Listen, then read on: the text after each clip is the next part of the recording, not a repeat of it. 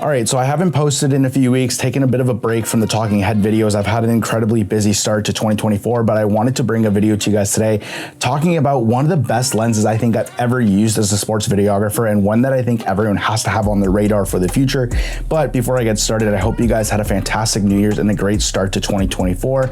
Really excited to be back here in the new year with you guys to talk about more sports creative content. Now, for a long time now, if you guys are familiar with my channel, you guys would know that I have championed and spoken at length as to why I love the 70-200 f4 by Sony so much, even calling it one of the best lenses that you can get as a sports videographer. And I still think that to this day, this is one of the best lenses you can get, especially if you want a 70-200 lens and you're within a budget. And there's a few reasons why I could continue to use this over using something like a 70-200 G Master f2.8, primarily being the size and the weight of this guy compared to the 2.8 version of the lens. However, earlier in 2023, Sony ended up releasing this lens right here. This is the Sony 70-200 f2.8 G Master Mark II. It's a bit of a mouthful, and this lens ended up improving on a lot of the issues that came with, in my opinion, the Mark I 70-200, primarily being that they improved the size and the weight on this to be a lot smaller and a lot more compact, making it a much more intriguing and enticing option for me to potentially upgrade to one day from the 70-200 f4. However, the one thing that has kept me from buying this is the price tag on this lens, which comes in at a staggering $3,499 Canadian, and after tax, that's just about $4,000 or right under there. And so you can tell why I haven't made the full-time move from this lens. This is actually a loaner. I've recently been given the opportunity to use and try out this lens through Sony's Pro Support program to see if it's something I'd eventually want to make an upgrade to. And let me tell you, if I could name a lens him, if I could christen a piece of glass or a piece of gear him, this lens, he is him. This is him. That's what I'm talking about! That's why he's the MVP! That's why he's the GOAT! The GOAT! And I'm going to tell you why in this video. I think that this lens might be the absolute best one that I've ever used for any sports cinematography and videography work. Now, first impressions wise, this one made a fantastic one on me because as soon as I got my hands on it, I noticed immediately Sony finally figured it out and made a much more compact and light version of their 70-200, because the biggest issue I had with that lens originally was that it was way too bulky and cumbersome. And I truly do think that this lens, the Mark II right here, is the perfect balance of size and weight for a lens at a 2.8 aperture at the 70-200 focal length. And honestly, it's not much bigger than my f4. It's slightly longer and slightly wider. And so when I was actually using these two lenses, I actually didn't feel much of a difference. For me, portability and just kind of ease of use are some of the most important things when it comes to using camera gear at sporting events. If I'm finding that the gear I'm using is weighing me down or impeding me from shooting the shots I want in any way, it's a hard sell for me to get it. And at the end of the day, I didn't really find the difference between these two as much as I did with the Mark I. This wasn't weighing me down. This was allowing me to get the shots I wanted. At the end of the day, this transition between these two was pretty seamless. I'm pretty sure that the weight difference between these is only 205 grams, making it a very seamless one compared to, I think, the almost 600 grams difference between this and the Mark I. It's a night and day difference in terms of weight, and I'm really glad Sony improved it when coming to making this Mark II version of the lens. Now, on paper, a 435 gram difference between the Mark I and the Mark II may not seem like a lot, but when you're actually out in the field getting your shots and working for 40+ minutes at a time with a handheld rig, it makes all the difference. And the more weight you can save, the better. You're not going to get as tired. The less tired you are, the more stable shots you're able to get.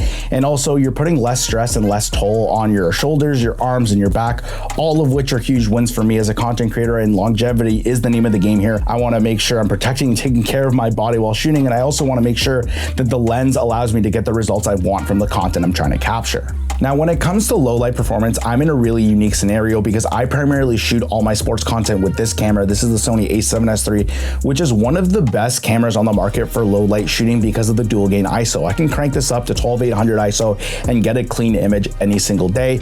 And that's a really big reason as to why I don't really need the extra stops from the f2.8 aperture, and I've been able to survive just fine using the f4 version of the lens. I'm also really lucky and fortunate that I get to shoot in some really well lit sporting venues. So again, the extra stops of light have never been an issue for me at that point.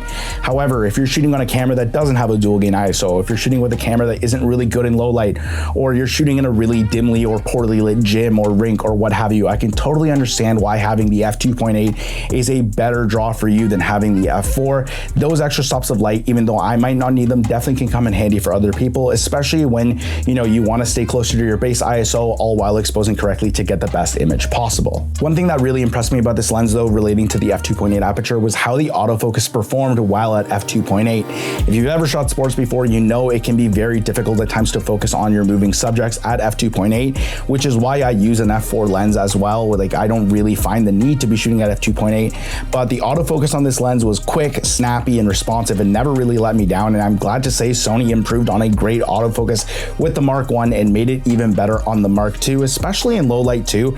That was somewhere where the Mark I really struggled, was autofocusing in low light. And this one, I ended up shooting an MMA event in a much darker venue than I'm used to, and it had no issues whatsoever. So A+ grade on the autofocus system on this lens. It was fantastic, especially in conjunction with the A7S III. This was a dream combo for me to use in terms of getting focus on my subjects. Also, if you're gonna come at me in the comments saying how I should be shooting manual focus and not autofocus, at the end of the day, if I'm getting the shot, no one really cares how I focused on it, whether it was manual or auto, and that's all I gotta say about that. One last feature I wanna talk about on this lens is the focus assist feature, which was one of the most surprising things, and I wish all the lenses I used had it. Basically, a lot of the times, if you wanna go from auto to manual focus, you gotta flip the switch on the lens or on your camera, but with this lens, all you gotta do is spin the focus ring and it'll automatically trigger manual focus for you to adjust whatever you need to, focus on in your frame. And for me, that is such a huge benefit, especially if something's coming in front of your frame and messing up with your focus. It's not a feature I've ever had on the f4, and I really wish it did, and I'm gonna be so sad when I have to return this lens and not be able to use that feature anymore. Just something really small and handy that enhances your ability to get the shot every single time, and something I really appreciate that they included in this version of the lens. Now let's talk image quality, because obviously if you're buying any lens or any piece of camera gear, you wanna make sure the image quality you're getting from it is going to be high quality, especially when you're paying as much as you will with this lens. And there is a reason at the start of the video that I referred to this lens as him, because the images, the videos I got capturing with this lens are absolutely beautiful. Tack sharp images, fantastic colors, everything you would expect from a G Master lens from Sony, especially at the price point from this. Just fantastic quality overall. I have zero complaints when it comes to this department. Now, that all being said, are the images and videos coming out of this camera that much better than the images and the videos that come out of this camera? Yes, but only marginally so. Now, when you put videos from this lens side by side, it's only marginally better in my opinion, because unless you're pixel peeping, most people won't be able to tell the quality difference between these two lenses.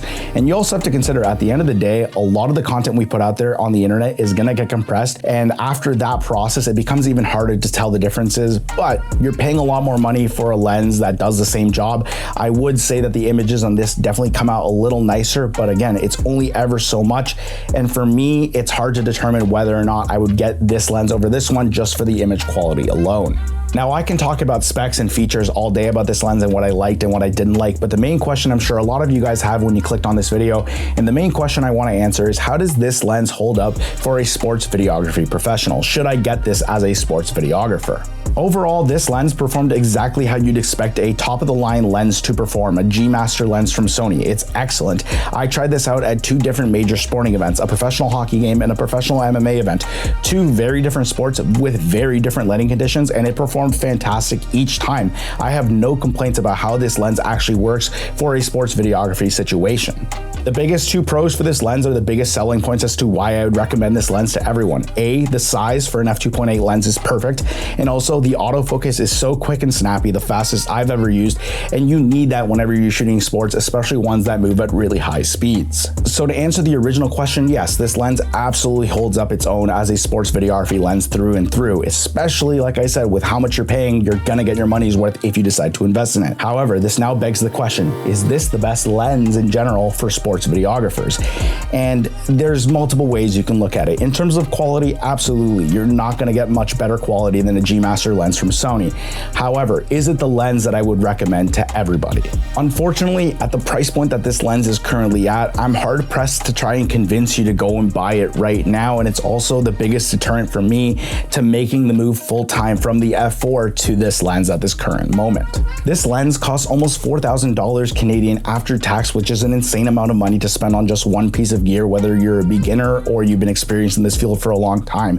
And especially when you're just starting off, there's no way you're gonna be able to afford this. And when I think about it, if I bought this lens today, it would effectively be probably my second most expensive piece of gear next to my Sony A7S III.